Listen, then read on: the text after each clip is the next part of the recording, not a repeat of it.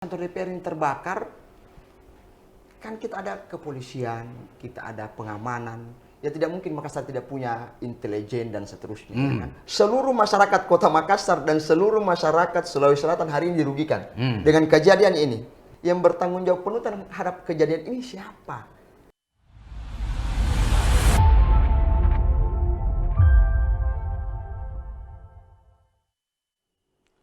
Assalamualaikum warahmatullahi wabarakatuh. Salam damai sejahtera buat kita semua.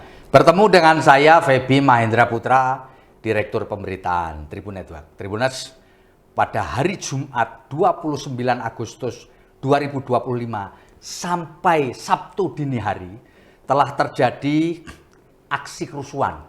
Ya tentu saja dilakukan oleh para perusuh yang mengakibatkan satu gedung DPRD Kota Makassar ludes terbakar.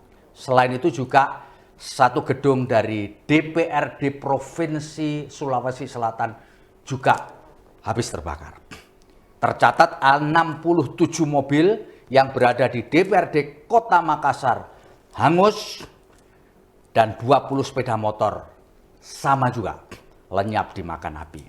Dan beberapa hari kemudian ada seseorang warga Makassar tentu saja yang kemudian mengajukan gugatan perdata ke Pengadilan Negeri Makassar, ya, menuntut, ya, menggugat dalam konteks ini adalah Kepolisian Republik Indonesia CQ Polda Sulawesi Selatan. Dan gugatannya, nilai gugatannya sih oke, gede, 800 miliar rupiah. Ini baru kali ini saya mendengar ada seseorang yang mengajukan gugatan perdata terkait dengan aksi kerusuhan. Dan telah bersama dengan saya advokat atau kuasa hukum yang mewakili penggugat. Ya. Namanya adalah Mu'alim Bahar, sarjana hukum, seorang advokat. Saya akan sapa narasumber kita untuk ngobrol ini sebenarnya apa maksudnya. Assalamualaikum Bang. Waalaikumsalam warahmatullahi. Nah Bang, saya kepingin dapat cerita ini dari Gimana? Abang ini. Bagaimana ceritanya lalu muncul ide, ini baru nih menurut saya sih, ini barang langka ini, mengajukan gugatan 800 miliar perbuatan melawan hukum terkait dengan terhadap Polda Sulawesi Selatan. Bisa cerita sedikit Bang? Iya, sebenarnya dasar berpikirnya ini dasar dari kegelisahan saja. Kenapa itu kegelisahannya? Kegelisahan menyikapi isu nasional yang hari ini kita bingung. Masyarakat Makassar ini bingung. Toh bisa kantor DPR ini terbakar. Oh gitu ya? Iya. Toh bisa kantor DPR ini terbakar. Kan kita ada kepolisian, kita ada pengamanan. Ya tidak mungkin Makassar tidak punya intelijen dan seterusnya. Kan? Pasti data itu ada. Ya. Kira-kira dasarnya di situ. Kemudian yang bertanggung jawab penuh terhadap kejadian ini siapa? Oh, kok bisa sampai 2 gedung DPR terbakar, kalau 67 mobil terbakar, itu siapa yang tanggung jawab itu ya? Kausalitasnya. Kita mencari kausalitas. Karena tidak mungkin ada sebab, tidak mungkin ada akibat kalau tidak ada sebab. Kan gitu modelnya. Sekarang ini saya lihat ada sebab yang terpotong, ada akibat yang terpotong. Hanya orang berbicara akibatnya ada kebakaran, sebenarnya bukan itu akibat. Ada sebab sebelumnya, kan begitu. Ada sebab. Sebab inilah yang mesti kita terangkan. Makanya kami ambil langkah konstitusional karena negara kita ini kan memberikan ruang itu. Dan menurut kajian kami memang ya ada dugaan terkait perbuatan melawan hukum dari pihak kepolisian dalam hal ini tergugat ya. Tergugat yang kami buat hari ini di perkara nomor 409 PN Makassar. Jadi menurut ada dugaan perbuatan melawan hukum yang dilakukan oleh tergugat. Yes. Ya. Bisa dijelaskan Bang? Apa yang kamu maksud dengan perbuatan melawan hukum yang dilakukan tergugat itu apa? Jadi implementasi undang-undang itu sebenarnya orang hanya berbicara dua hal. Berbicara tentang hak dan kewajiban. Maka sekarang kita lihat pada aksi demonstrasi, bagaimana hak masyarakat sipil dalam hal ini demonstran, dan bagaimana hak dan kewajiban kepolisian. Yang udah pasti dalam peraturan Kapolri maupun undang-undang dan turunannya di bawah dijelaskan bahwa telah jelas bagaimana mekanisme pengamanan aksi demonstrasi yang ringan, Ya. bahkan ada yang aksi demonstrasi yang rusuh, ada protapnya. Pertanyaannya, sampai hari ini belum ada satu gambar atau video atau apapun yang beredar di sosial media yang menjelaskan bahwa minimal ada water cannon kayak biasanya, ya kan? Atau kalau abang lihat, biasa sering lihat, atau penggusuran saja, eksekusi lahan. Woi, kepolisian lengkap turun. Ini kok kerusuhan kantor DPR yang dibakar loh. DPR kita nggak lihat apa-apa kepolisian. Oh, jadi menurut abang kok enggak ada ya video, foto atau apapun yang menunjukkan tergugat ini melakukan upaya untuk mencegah terjadi perusakan dan penjarahan itu. Gitu kira-kira gitu ya? Artinya gini, orang melaksanakan pengamanan aksi unjuk rasa udah pasti ada protap dari kepolisian. Ya. Seperti apa surat tugas yang dikeluarkan oleh kepolisian, atau dalam hal ini Kapolda atau siapa yang berwenang di institusi kepolisian, seperti berapa jumlah personil yang disiapkan, seperti bagaimana data intelijen dan bagaimana cara mengurai, dan kenapa tidak ada langkah pencegahan sebelum ini terjadi. Oke. Bang, kalau boleh saya tahu, siapa warga Makassar yang memberi kuasa kepada abang untuk mengajukan gugatan perdata, Bang? Ya, jadi klien saya namanya ini Muhammad Adrianto Agus. Beliau ini mantan demisioner ketua DPK KNPI Panakukang. Juga hari ini dia menjabat sebagai direktur eksekutif Aliansi Mahasiswa Anti Mafia Hukum. Jadi, tapi kalau boleh saya tahu, Bang, jadi pemberi kuasa ini memang bukan orang yang dirugikan langsung, misalnya mobilnya kebakar, sepeda motornya kebakar, atau apa, ada keluarga dari korban yang meninggal di kantor DPRD, bukan ya? Diskusinya bukan lagi persoalan kerugian langsung dan tidak langsung. Kenapa? Karena seluruh masyarakat Kota Makassar dan seluruh masyarakat Sulawesi Selatan hari ini dirugikan dengan kejadian ini. Apa bentuk kerugiannya? Anggap contoh, klien saya dari kemarin loh mau menyurat RDP, rapat dengar pendapat di DPRD Kota Makassar. Dia mau kemana? Ya. Dia mau kemana mengajukan surat itu? Itu contoh kecil tentang kerugian pelayanan. Maka otomatis muaranya adalah klien kami sebagai dasar subjektif, jelas dalam gugatan kami itu tentang legal standing penggugat. Kami udah uraikan lah soal itu ke pengadilan. Kenapa? Karena dasar mengajukan gugatan harus jelas legal standing. Ya, betul. Positanya apa itu kami sudah rancang. Oke. Sekarang karena abang sudah terlanjur menyebutkan sebagai legal standing, jelaskan, Bang.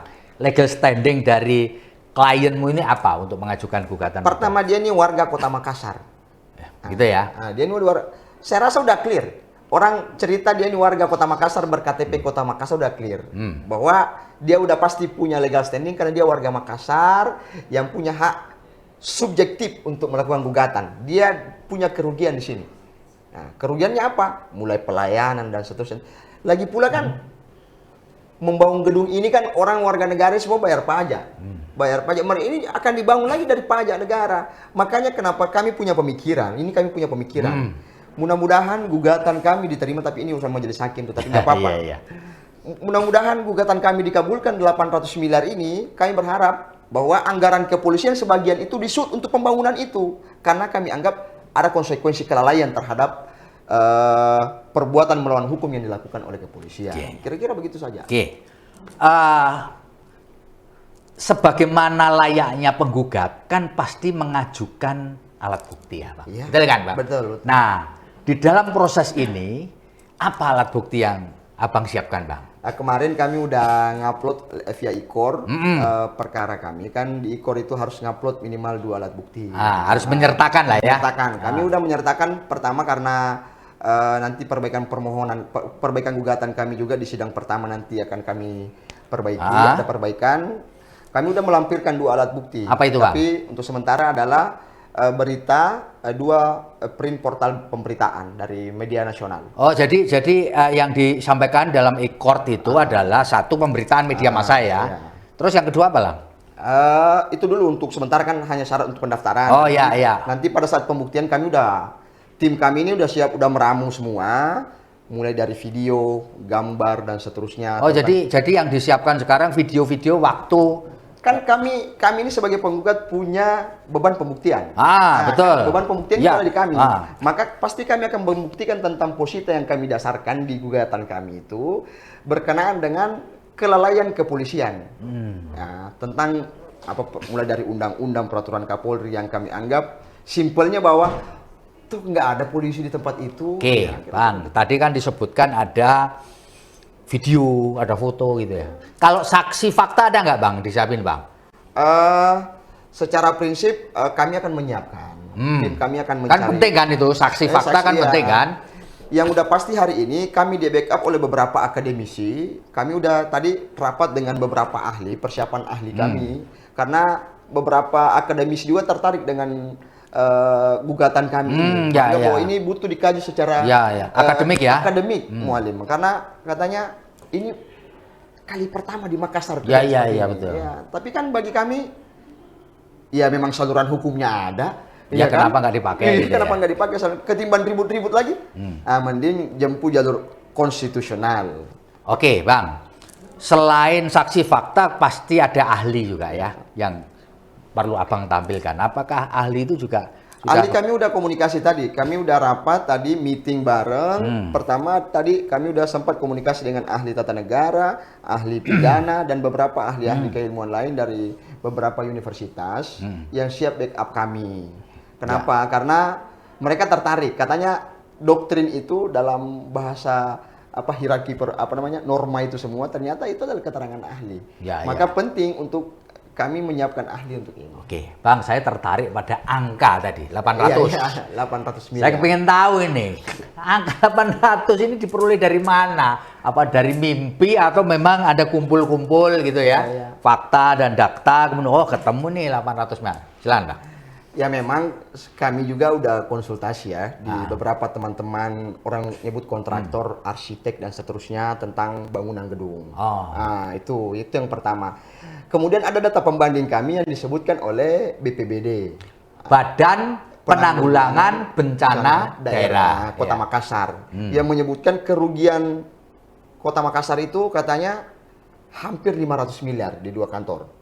Oh, baik di DPRD kota maupun provinsi 500. Kemudian informasi terakhir bahwa Gubernur ini sudah mengusulkan anggaran untuk pembangunan kantor DPR provinsi kurang lebih 223 miliar.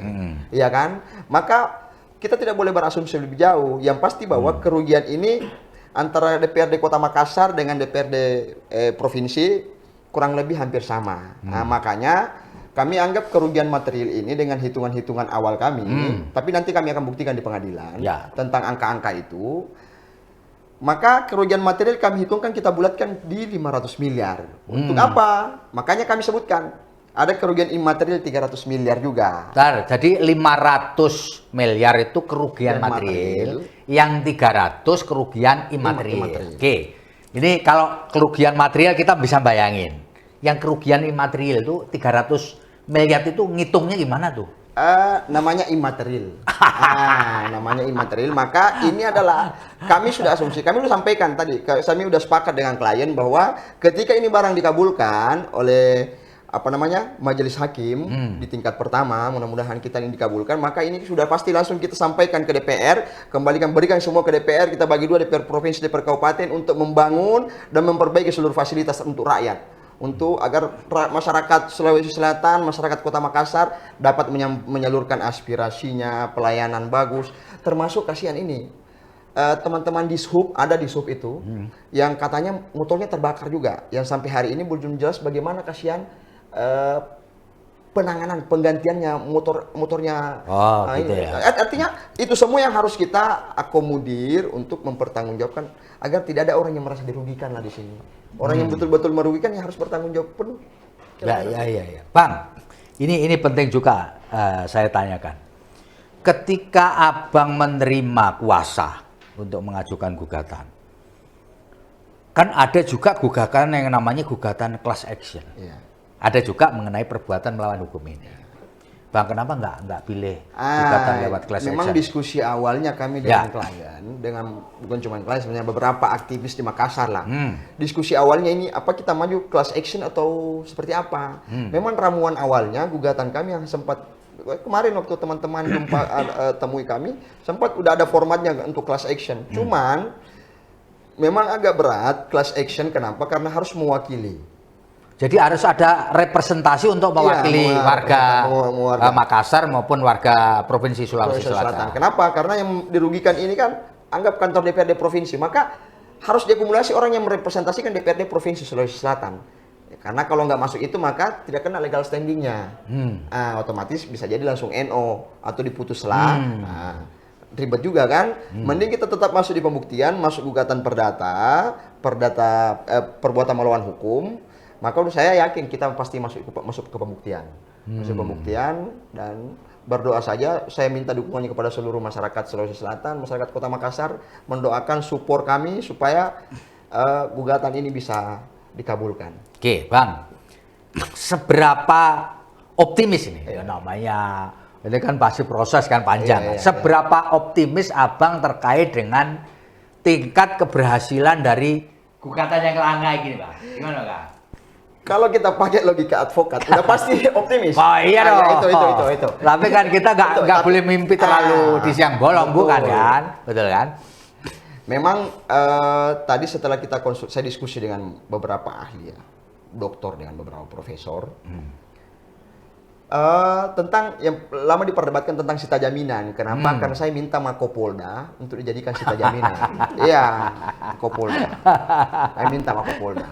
Gimana nih Mualim gitu kan? Gimana nyitakan optimisme seperti apa? Saya bilang ini negara harus bertanggung jawab terhadap kelakuan bukan uang prestasi, perbuatan melawan hukum oleh negara sendiri. Akan gitu. Kalau optimismenya optimis lah, pasti dapat dikabulkan, walaupun tidak keseluruhan ya, mungkin ada sebagian, tetapi pun sebagian bukti bahwa apa yang kami maksud ini bisa semakin terang, bahwa publik, warga Makassar, warga Indonesia betul-betul melihat bahwa siapa yang mesti bertanggung jawab penuh. Artinya kami support lah kepolisian dalam menangani tindak pidana pelaku pembakaran, itu tidak salah, itu sudah itu terpisah, itu masalah lain ya. Betul, itu porsinya. Tetapi untuk hal ini juga pengamanan aksi demonstrasi, dia juga punya kewajiban di situ. Maka kewajiban inilah yang harus kita uji supaya kebenarannya betul-betul terang benderang ke publik bahwa ada orang yang bertanggung jawab secara penuh tentang keamanan, mengayomi masyarakat jika ada aksi-aksi seperti ini di Kota Makassar. Ini pertanyaan pamungkas ini. Apa nggak takut nih yang digugat nih institusi kepolisian Republik Indonesia loh ini. Apalagi sampean mau minta sita jaminan kantor Polda lagi. Takut nggak sama nih? Mau takut seperti apa? Kita tidak mau nantang juga, tetapi kami paham lah kepolisian ini kan dia udah pasti mengayomi masyarakat. Itu yang pertama. Yang kedua, memang banyak orang bertanya, cuma bagi saya ini hanya soal nyali saja. Ini soal nyali saja. Saya lama merantau di Jakarta, orang nyebut orang Makassar itu punya sirit napace. Bahwa perjuangan saya ini perjuangan orang banyak. Memang prinsipal saya ini satu orang tetapi mewakili orang banyak. Apa? Karena untuk kepentingan bersama. Dan saya rasa kepolisian, karena sama-sama institusi penegak hukum, kami juga ini pengacara penegak hukum, pengadilan juga, majelis hakim, apa semua penegak hukum, saya rasa tidak ada alasan untuk ada intimidasi, ada apa. Tapi bagi saya seringlah kita jadi aktivis lama kan di jalanan juga menghadapi hal-hal seperti itu bukanlah hal yang tabu bagi saya pribadi.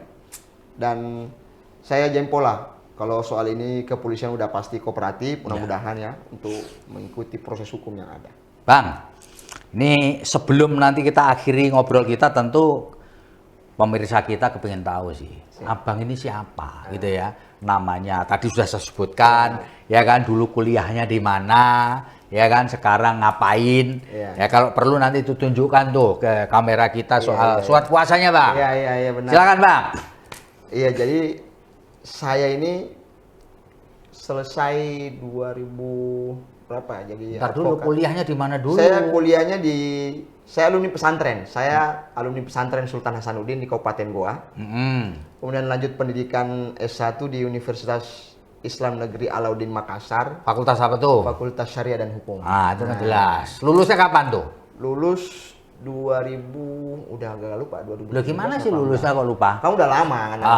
Karena udah 3 jadi kadang ini apa? Yang pasti saya setelah itu Lulus dari UIN, terus? Lama jadi pengurus BEM, pengurus apa kan di internal kampus, kemudian lembaga-lembaga eksternal kampus, kemudian Eksternal kampusnya apa dulu? Lembaga organisasi yang diikuti apa? saya HMI. Oh, Himpunan Mahasiswa HMI. Islam. Itu ya. Kemudian ya orang sebut merantau lah ke Jakarta. Merantau ke Jakarta. Ke Jakarta. Ngurus sebagai advokat. Ya, saya terangkat advokat di Makassar. Oh, ngurusnya di Makassar ya? Makassar. Ikutlah firma-firma hukum di Jakarta. Nah, yang ya bagi saya bukanlah firma hukum kecil juga. Yang orang bilang secara gambaran besar cukuplah untuk saya terguidance besar juga seperti hari ini punya pemikiran-pemikiran besar. Mudah-mudahan. Nah, kalau kantor abang di Jakarta, terus gugatannya di Makassar ini nanti bolak-balik? Saya ada kantor di Makassar juga. Oh, ada juga. Ada ya? kantor di Makassar. Jadi Ada teman-teman yang jalankan kantor Dan kita. yang menerima kuasa kan bukan hanya Bang Iya, ya? Bu. Ya, pasti ada beberapa teman yang lain yang bisa ngurus Iya. ya. Bang, bisa ditunjukin Bang, anunya iya Bang. nih. Surat kuasanya Bang. Surat kuasa ini pamungkas ini, surat kuasa Wah, jos yang ini menggugat sudah. kepolisian. Jadi saya menggugat lewat kantor hukum ini, Paranusa Law Firm. Ya. Ya, itu ya. Ini dia. Yes. Ini pemberi kuasa ya. Pemberi kuasa ini. Ya ini, Bang. Ada di bagian akhir biasanya ada itu kan. Ya. Ini bernyali nih kita kan. Luar biasa. Oke. Bang, terima kasih ya. Nanti kita bisa ini kan bahwa Abang memang serius dalam mengajukan. Ini sekali lagi ini gugatan serius kan? Serius? Bukan joke kan? Sampai identitas saya punya klien ada. Artinya bukan guyon jok-jok kan enggak ya? jangan. Serius. Baik, terima kasih Bang Mualim Bahar Sarjana Hukum atas ngobrol kita dalam kesempatan kali ini. Moga-moga lah ya ini bisa jalan lalu kemudian ada keputusan barangkali nanti bisa jadi jurisprudensi. Amin. Ya kan gitu. Betul. Oke, terima kasih banyak. Saya Feby Mahendra Putra pamit undur diri. Assalamualaikum warahmatullahi wabarakatuh. Salam damai sejahtera buat kita semua dan apapun yang terjadi jangan lupa tetaplah bahagia.